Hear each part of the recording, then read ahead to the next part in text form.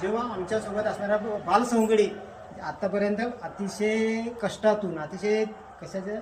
एकदम छोट्या नाजूक परिस्थितीतून लिंगणसारख्या खेडेगावातून सांगलीपर्यंतच्या शहरापर्यंत मजल मारत फक्त मजल असे म्हणजे कार्य नुसता नोकरीच्या उद्देशाने कुठलीही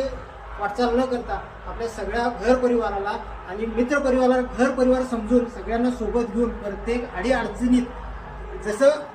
भल्या कामाचा जो घेऊन निघाला अरे काट कुट वाट मंदी पोचती त्याला रगत निघल तरी बी हसल शाबास केची